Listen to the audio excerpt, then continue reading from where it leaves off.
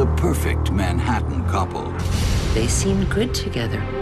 Trouble behind closed doors. This man had deep emotional problems. He had tremendous rage, and she was incredibly unhappy. An unsolvable mystery. There's no fingerprints, no forensic evidence. There's no body. They'll never get a conviction. It's an unwinnable case. A family determined. We knew who did it, and we couldn't get him. A brilliant surgeon executes the perfect murder. Tonight on Power, Privilege, and Justice.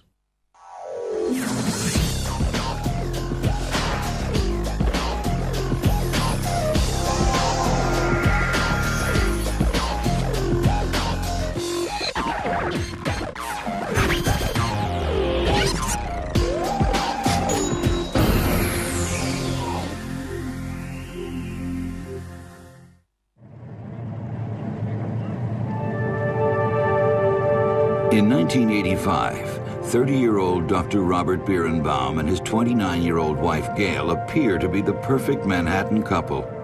He's a brilliant surgeon who pilots his own plane. She's getting her master's degree in psychology. But behind the closed doors of their Upper East Side apartment, the Bierenbaum's marriage is a battleground. Robert Bierenbaum once choked Gail into unconsciousness. A psychiatrist warned her that her life was in danger if she didn't leave him. Sunday morning, July 7th, 1985, Gail musters the courage to confront her husband. It's my suspicion that she told Bob that she wanted to leave him, and she was seriously thinking about getting divorced. But Gail never gets a chance to go through with her plans. Around midnight, Bierenbaum phones Gail's parents on Long Island. Bob had called them saying, "Have you seen Gail?" Everyone suspects she walked out on Bob, but days pass without a word. And when her mother goes to the couple's Manhattan apartment and finds Gail's purse with her wallet, keys, and cigarettes still inside, she fears something terrible has happened. It doesn't make any sense to us that if she goes out in a huff because she's had an argument, that she doesn't bring her pocketbook and cigarettes to go smoke. That's the kind of thing you do when you're upset. It turned from where is Gail to it's possible that Bob had something to do with Gail's disappearance. Investigators repeatedly questioned Bierenbaum about what happened on the day Gail disappeared. He always tells the same story. They had a fight. She walked out. I think his attitude and demeanor spoke volumes about him. My opinion was he was the most likely person responsible for her disappearance. But there's no hard proof. And 2 years later, the unsolved disappearance of Gail Katz Bierenbaum is buried with the hundreds of other New York City cold cases. On paper, Robert Bierenbaum was a mother's dream come true. A smart, handsome doctor from a good family. He even flew his own plane. To Gail Katz's parents, Bob looked like the kind of guy who could turn their daughter's life around. Gail Katz was born in Brooklyn, New York in 1956. Her father, Manny, was an advertising executive, and her mother, Sylvia, was a homemaker. The family moved to North Belmore, Long Island, when Gail was 9, and her younger sister, Elaine, was 7. Gail was a straight-A student, but from an early age, she was plagued by low self-esteem. My mother always blamed my sister's insecurity on her father. That somehow my father did not accept or love her enough. My father was the type of person that would yell and scream. He would keep a lot of his emotions in, but when they came out, they really came out. After graduating from high school, in 1973, Gail followed a boyfriend to the State University of New York at Albany. But when the romance fizzled, so did her interest in college. She always had a very intense relationship with a boy, usually went on for a long period of time, and she ended one when the next one started. Gail next hooked up with a rock musician and moved into a Manhattan apartment with him. She tried to find work in the music business, but ended up tending bar at a club called Trax. Sylvia and Manny Katz were running out of patience. Let's face it, no parent is happy about a child dropped out of college, living with a man, doesn't have a college degree, and she has what they see as little future. By 1979, Gail was in a downward spiral with no boyfriend and no career. That year, at the age of 23, she attempted suicide. They brought her down to St. Vincent's Hospital, and I met her down there.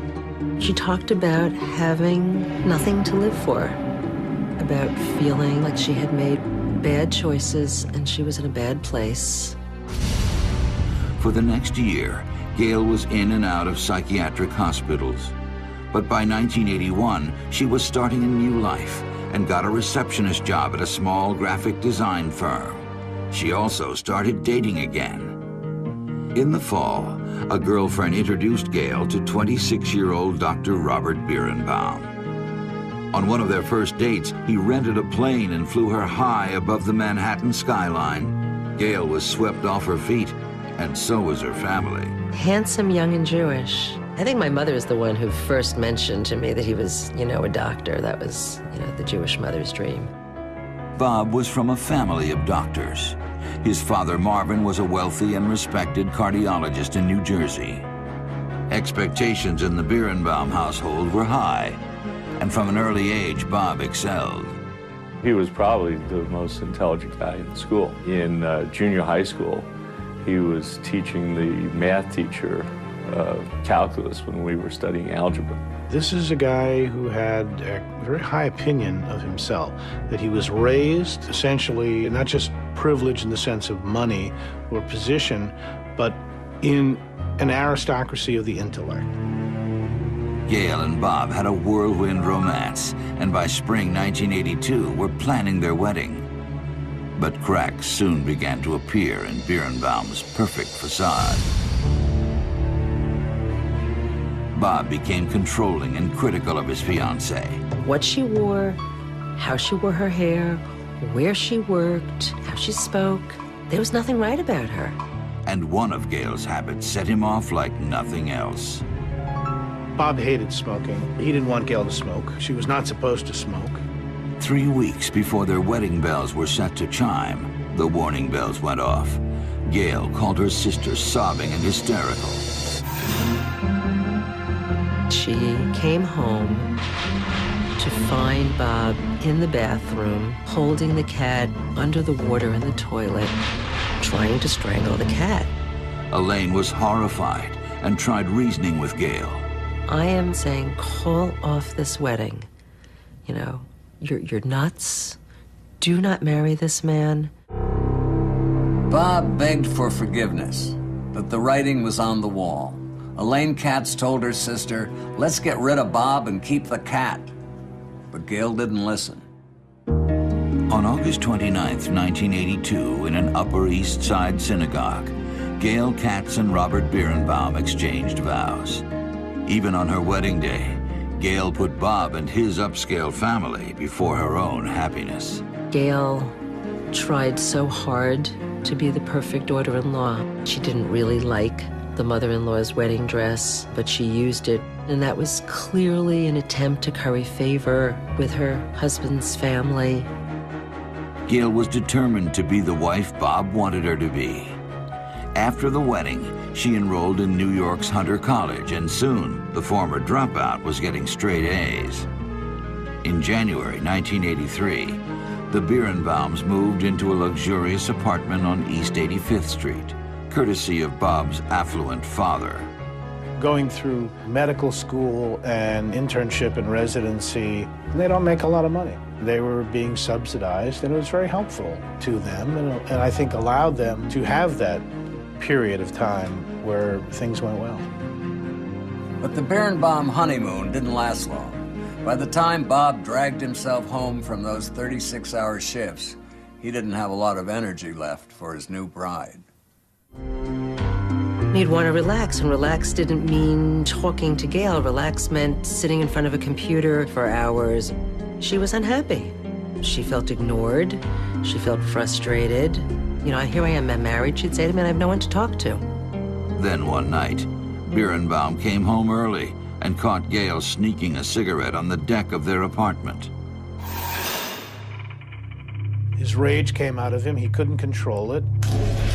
She really described him leaping over the couches, coming through the door to the deck, and putting his arms around her throat to strangle her, and pushing her, him going over with her. She's on the ground, he's on top of her, he's choking her. She loses consciousness. Gail went to the police and filed a complaint against Bob and insisted that he see a psychiatrist. Dr. Michael Stone met with both Bob and Gail in the days following the attack. This was well beyond the average troubled marriage. But Dr. Stone was reluctant to treat Dr. Bierenbaum. Dr. Stone was afraid of him. He didn't think it was treatable. He said to me, he's psychopathic and you can't treat a psychopath. The psychiatrist also had a diagnosis for Gail. He calls it the Carmen syndrome, where this attractive, wild, free spirit is in love with danger. She was getting something from the danger, the threat, that most people would not. And most people, in fact, would flee. Dr. Stone warned Gail. Staying with Bierenbaum was putting her life at risk. And I said that you're in danger and you need to leave the marriage. She said a woman's place is by her husband's side. Stone issued another warning to Gail, this one in the form of a declaration that he asked her to sign. He wrote her a letter absolving him of responsibility if she refused to leave him. If I do not heed this advice, I must accept the consequences, including the possibility of personal injury or death at the hands of my husband. Gail never signed the letter and kept it a secret from her family for almost a year. But by September 1984, she'd graduated from college and was finally considering divorce. She confided in her sister. That was when she first told me that because she had this letter, that Bob would give her, in terms of a settlement, whatever she wanted, because he didn't want her to expose his incredible psychiatric dysfunction. She felt the need to have things like blackmail material. She was afraid that if she went, he would kill her. While quietly planning her exit strategy, Gail entered graduate school in psychology. Soon, she was keeping another secret from Bob. Gail was having an affair.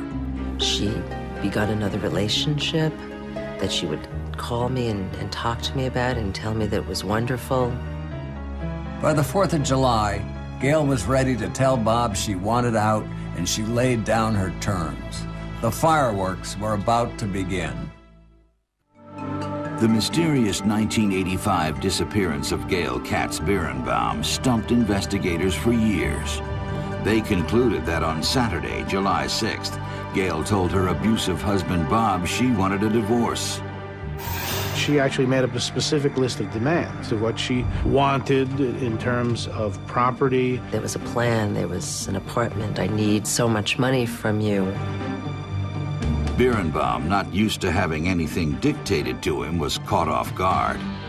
Gail told Bob that she'd saved the police report she'd filed when he choked her in 1983, as well as the psychiatrist's letter warning her that he was a risk to her life. She was going to show this letter that she got from Dr. Stone around and ruin his career. The Bierenbaums fought late into the evening. On Sunday morning, Gail and Bob picked up their dispute where they left off. By 11 a.m., their battle reached a fever pitch. Dr. Bierenbaum knew that she was about to leave him. Things got explosive. He couldn't stop the rage inside him that exploded out of him. I think it clicked in his mind that I no longer have control of what's going to happen. Made him snap.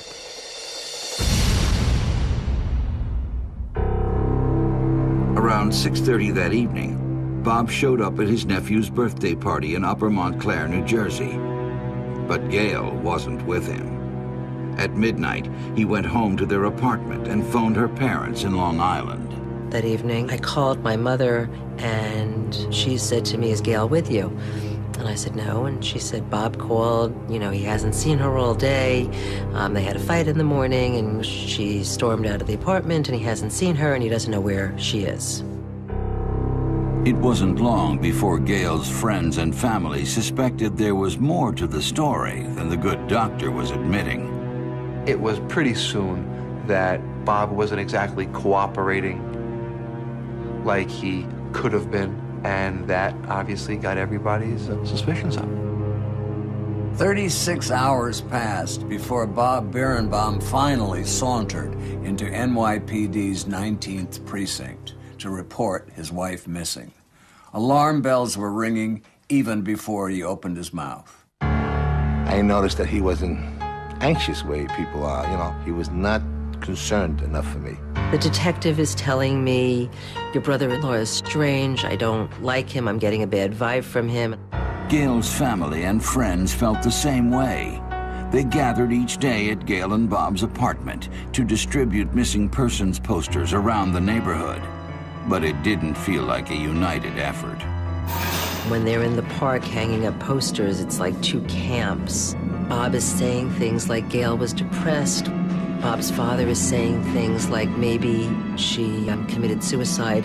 It's sounding like Bob and his family are creating a defense for Bob and not acting like, "Oh my God, where's my wife?" Sylvia Katz feared for the worst when she found Gail's purse in the apartment.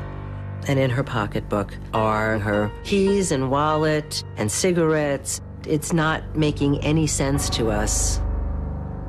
Gail's mother told the police she was convinced Bob was hiding something about Gail's disappearance. She also enlisted her son's help in searching for clues. She was with a detective at the time, and I was by myself in the apartment in case anybody called. My mother said, "Go into the bathroom and look around for anything suspicious. Look in the bathtub, look in the drain." It was somewhat unbelievable at the time actually being asked to look for my sister's remains. Gail's disappearance quickly became a hot news story, with Dr. Bierenbaum playing the concerned husband on TV. She's a graduate student in psychology, takes that very seriously. What do you think happened to your wife? I don't know, but I'm worried. But missing persons detective Tom O'Malley saw Bierenbaum as suspect number one. The doctor came in for questioning with his newly hired attorney, Scott Greenfield, and the detective quickly caught him in a lie. Bierenbaum said he never suspected Gail of adultery, but Gail's lover had already told O'Malley that Bierenbaum confronted him. I said, "You didn't think she was cheating, but you had an argument with some guy accusing him of cheating with your wife." I said, "You're doing nothing but lying." Bierenbaum's cool demeanor suddenly changed. Dr. Bierenbaum turned sheet white, started sweating, and I got up and I started saying, "Why did you do it? Where is she?" Now, the attorney grabbed me, very, very loud, said, Stop. If Greenfield wasn't there, I'm telling you I would have had him." Bierenbaum cut off all contact with the missing persons squad and Gail's family. But O'Malley kept following up leads. A man named Joel Davis told the cop he saw Gail in a bagel shop the afternoon she disappeared. He said that the girl he seen was very big busted, but Elaine said her sister was totally flat-chested. I knew this was not Gail he seen that day I spoke to him. I knew Dr. Bierenbaum did it. The average guy with a missing wife would keep a low social profile. Not Dr. Bob. He spent his summer weekends in the Hamptons, partying like a bachelor. And at work, he played the sympathy angle for all it's worth. This guy had no shame. Bierenbaum met anesthesiologist Roberta Karnofsky at the hospital and wasted no time in seducing her. Just 2 months after his wife disappeared, he moved Karnofsky into his and Gail's apartment. When Dr. Karnofsky asked him, "Well, what do you think happened to your wife? You know, her stuff is still here." He goes, I really don't know. I think that she's probably out there somewhere in some sort of fugue state where she doesn't even know who she is. Late one night, police called Bierenbaum at home. They'd found a disoriented woman wandering around, and she fit Gail's description. Can you come down here and see if it's her? And Dr. Bierenbaum says, can this wait till tomorrow? Ultimately, he does go down that night, but before he leaves, he tells Dr. Karnofsky, it's not her, don't worry, I'll be back. What she gets is a very chilling feeling that he knew it couldn't be her. Oh my God, he knows she's dead. Dr. Karnofsky decided to do a little investigating of her own and discovered Bob's flight log.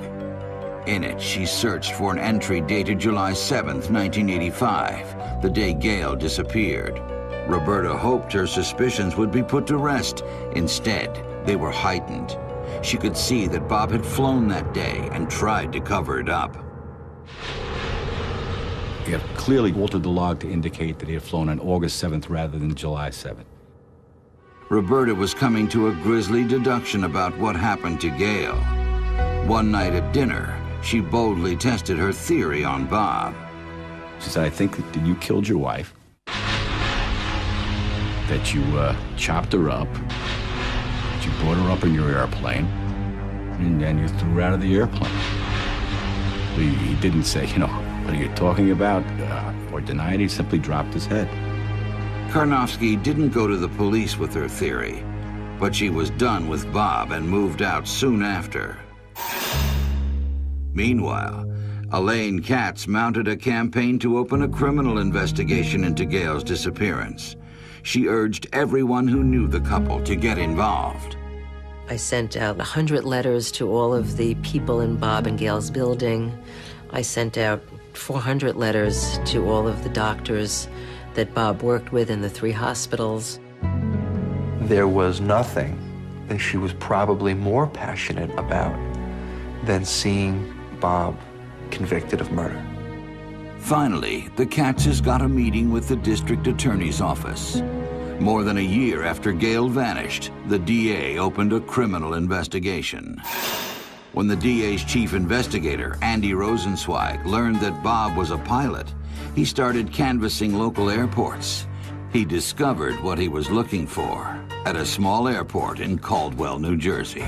And we found out quickly that Bob Bierenbaum had rented a plane the day of his wife's disappearance. Rosenzweig had caught Bierenbaum in a lie of omission. He never told police he'd been in the air from 4:30 to 6:30 that day. Well, the bell that went off is that he had killed his wife and used the plane as a vehicle for her disappearance and may have disposed of her in that way. When investigators located the plane Bob flew, they conducted a forensic search. But the Cessna was clean. Not a shred of evidence to prove that Gail had been there. Without any hard proof, the investigation once again ground to a halt. It was always troubling to me that we were never able to really reach a conclusion or bring any closure to the case, and it just remained there with me. It must have been just gut-wrenching for the family. Their daughter's missing, her husband's traipsing around town, and there's absolutely nothing the cops can do. It looked like the brilliant surgeon had outsmarted everyone.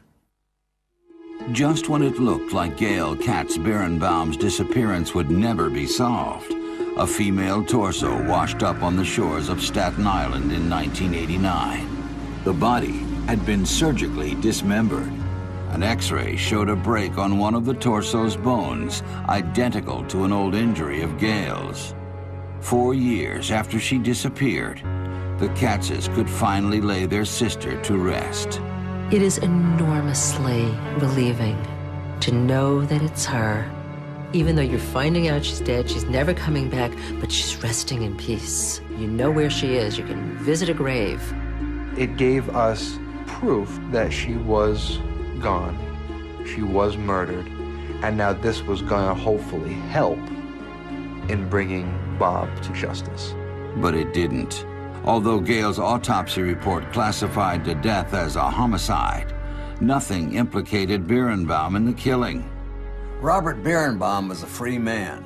But the media and Elaine Katz's letter-writing campaign turned New York into a prison for him. Bob had two choices: stay in the city under a cloud of suspicion or escape to a place where no one knew his name. In 1990, Bierenbaum moved to Las Vegas. He joined a plastic surgery practice and wasted no time in pursuing the ladies. He's playing the field with a vengeance in that he's a young, single, doctor. I'm a widower.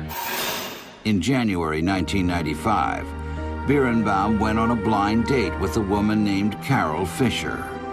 Her blunt sense of humor cut too close to the bone. I'm curious about his past, and I asked him, do you have any baggage in your past? Asked him if he had been married, and he was really hesitant to answer that question. So in my sarcastic, humorous way, I just said, what'd you do, kill your wife? And he was very, just turned white when I asked that question. He was shocked, and I, of course, was shocked at his response. He was clearly uncomfortable, and he was very suspicious at that point of what I knew. He kept asking me, what do you know? Despite Bierenbaum's reaction, Fisher dated him for 6 months, but finally the two called it quits. I clearly realized that this man had deep emotional problems. They weren't consistent with the facade that I had seen in him, and the things that I wanted to believe were Bob. Bob quickly moved on. He was looking for a wife, and within months found her. She was Janet Cholet, a 33-year-old gynecologist. But Bierenbaum couldn't get a marriage license without Gail's death certificate. And when it arrived in the mail, Janet got to it first. It said homicide. She freaks right out and starts to break off the relationship. He then begins to share his pain about being a man who was wrongly suspected. Bob persuaded Janet that he wasn't responsible for Gail's death. They were married less than 6 months after they met, and soon left Las Vegas for Minot, North Dakota. Minot needed a plastic surgeon, and Bob needed a new town. This is a man who's now fleeing his past into a third city. And he was hoping that this would be a good, professional opportunity and a chance for another fresh start. In Minot, Bierenbaum and Janet bought a luxury condominium and found work at the local hospital. Bob was also involved with the Flying Doctors of Mercy, a group of physicians who piloted themselves to Mexico and gave medical aid to poor children. Bob does magical surgery in Mexico on these children who have cleft palates and other things, and they go down there, they do this for free. He was a very complicated guy. Maybe there was some sort of overriding guilt in him for the things that he had done. By 1997, it looked as if Bierenbaum had finally rid himself of his demons and his past. Back in New York, Chief Inspector Andy Rosenzweig was about to retire. But there was one unsolved case that had been gnawing at him for more than 10 years. It did disturb me that he was free and never had the opportunity to go before the bar of justice. 12 years after Gail disappeared, Robert Bierenbaum had moved on with his life. While back in New York, the Katzes were still living in anguish. Rosenzweig knew he didn't have a lot to go on, but for the family's sake, he decided to take one last swing at the murder case. On December 3rd, 1997, Detective Andy Rosenzweig called Elaine Katz and told her he was reopening the investigation into her sister Gail's death. I was shocked. Andy felt we knew who did it, and we couldn't get him. Gail's autopsy report stoked Rosenzweig's conviction that Bierenbaum was her killer. I remember the language in the report saying that the limbs were surgically disarticulated. Again, Dr. Bierenbaum was a plastic surgeon. To read that language, that raised it up another notch in my mind. Rosenzweig first needed to confirm that these were Gail's remains. He asked her family for permission to exhume the body. Without getting assurance that we were going to have a good shot at an indictment, I wasn't interested. And more so, I didn't want my sister, Elaine, to have to go through it again. Was this feeling that I found my sister, I put her someplace, she's there and she's resting in peace. I didn't want anyone to disturb her. Elaine and Stephen wrestled with their decision, then gave the go-ahead. The Katzes were stunned by the test results. Unfortunately, we found out that that torso was indeed not Gail. I was furious. I was so angry at them for taking away from me the only thing that I ever had about my sister's death that gave me a shred of peace. And I remember saying to them that now that they had done that they better prosecute Bob. I can't even imagine what Gail's siblings were going through. At this point, it was like they'd lost their sister all over again. Bierenbaum needed to pay. We just weren't going to give up. We owed that to the family, that we were going to see it through to the end. Investigators began searching for witnesses. Rosenzweig interviewed New York psychiatrist Dr. Michael Stone, who met with the Bierenbaums after Bob choked Gail in 1983. Said that he warned her, and he actually had done that in writing, and we eventually did get a copy of the letter. Investigators headed west to Las Vegas and tracked down Bob's colleagues and girlfriends, including Carol Fisher. They were hopeful that Bob had shared details that maybe were conflicting with other people's details. In the fall of 1998, investigators talked with Roberta Karnofsky, who lived with Bierenbaum in the months after Gail disappeared. She told them she had seen his flight log with an entry from July 7th, the date Gail went missing, altered to read August 7th. It was a huge break. The first piece of hard evidence which proved Bob tried to cover up his activities on the day of Gail's disappearance. The fact that he kept a flight log, we wrestled with, if there is one, how can we get it? Chief Rosenzweig felt it was time to pounce.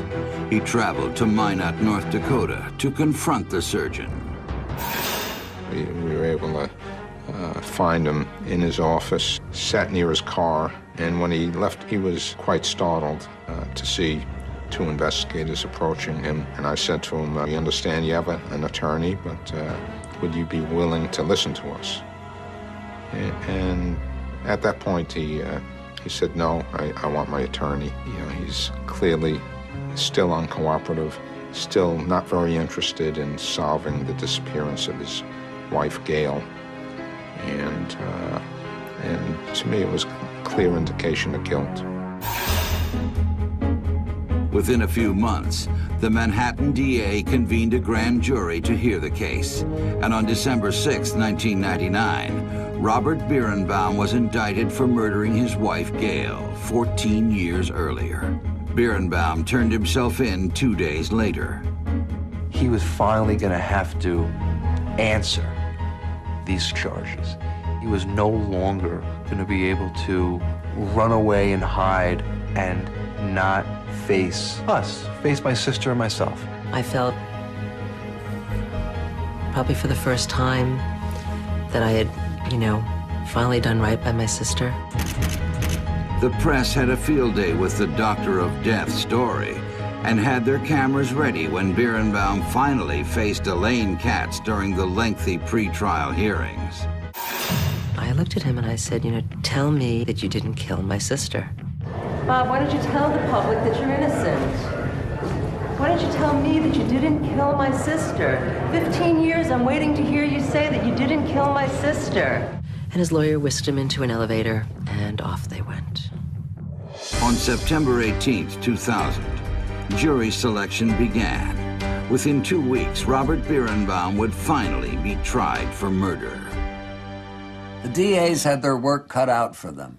They had a mountain of circumstantial evidence, but no forensics, no eyewitnesses. They didn't even have a body. Would Dr. Bierenbaum pay for his crime, or would he elude justice forever? On Monday, October 2nd, 2000, Manhattan Assistant DA Steve Sirocco delivered his opening statements to the jury at the murder trial of Dr. Robert Bierenbaum. Ladies and gentlemen of the jury, you're going to hear that he accounted to several people what he did that morning. Talked to the police. He never told any one of them that unequivocally he rented a plane, called to an airport, and flew it for approximately 2 hours on that Sunday. Bierenbaum's attorney, Scott Greenfield, tangled early on with the prosecution over the key piece of evidence in the case, Bob's flight log. There was a major legal battle in the courtroom about whether he had an obligation to deliver it, and we had to litigate that over a period of time. Ultimately, I ordered him to deliver it, and he did. He had actually doctored the flight log to make it appear that he went on a different date, and he lied about that to everybody. Leslie Crocker Snyder is usually perceived as a prosecution judge. In the old days, they call a hanging judge. And Bob Bierenbaum's defense would complain that all her rulings favored the prosecution and that she leaned that way. Leslie Crocker Snyder is my kind of judge. She doesn't suffer foolish legal motions lightly.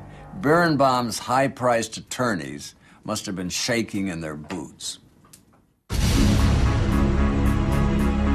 The prosecution's first witness was Gail Katz, who testified about Bierenbaum's history of violence and his attempt to strangle Gail in 1983. It felt wonderful to be able to publicly say all of the terrible things that Bob did to Gail, not only to the public, but to Bob. The medical examiner then described how easily a surgeon like Bierenbaum could dismember a body. He had testified that a surgeon, this would be like somebody else just cutting up a chicken. He said the body would have fit in a duffel bag or a suitcase. The prosecution then illustrated for the jury how Bierenbaum could have disposed of Gail's body. They videotaped a police pilot flying the same model Cessna that Bierenbaum flew the day she disappeared. We had a New York City cop from aviation put 110 pounds of rice or sand or something in a bag, load it onto a plane, and put it on his lap, dispose of it out the pilot's door. I think he called it a stall maneuver, where then the door would be able to open without the pressure.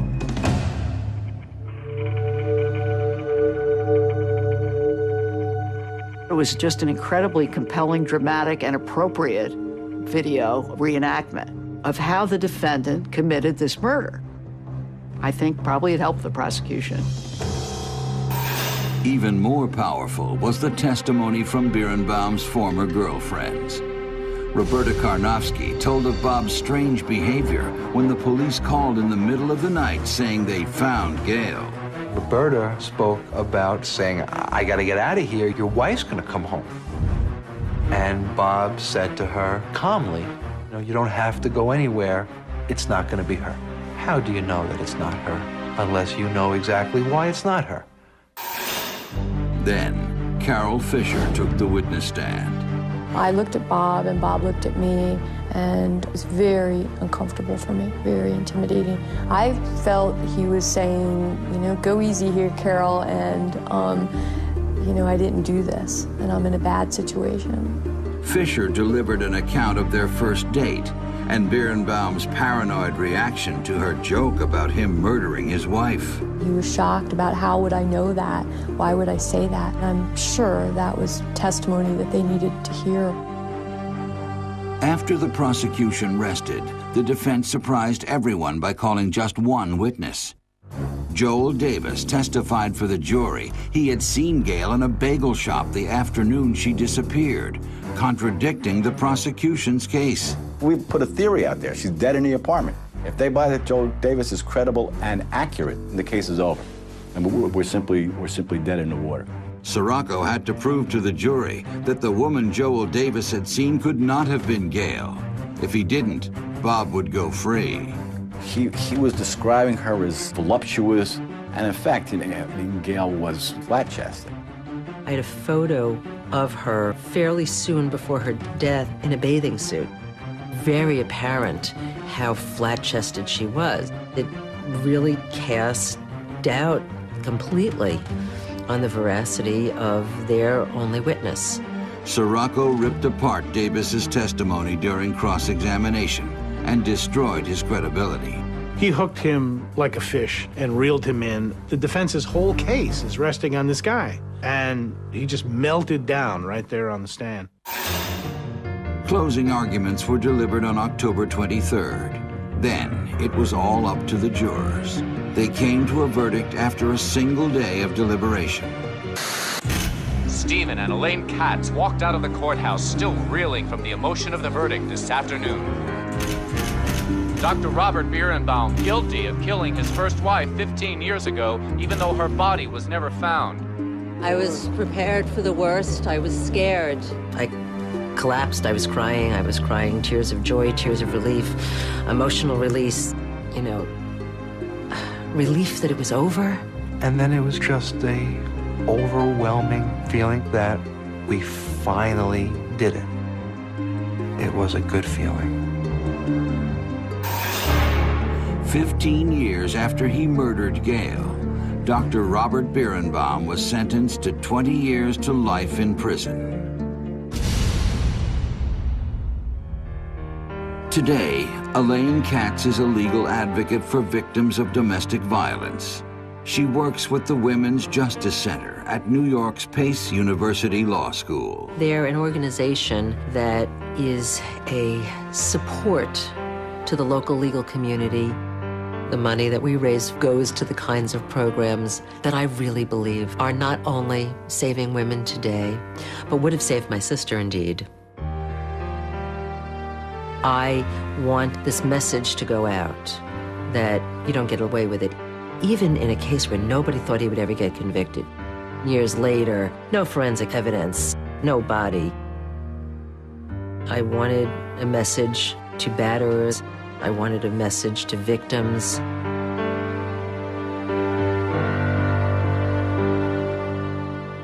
Robert Bierenbaum thought he was so smart he could get away with murder, and he almost did. The promising young doctor now grows old in a prison cell. The Katz family can finally remember Gail in peace. For Court TV, I'm Dominick Dunne.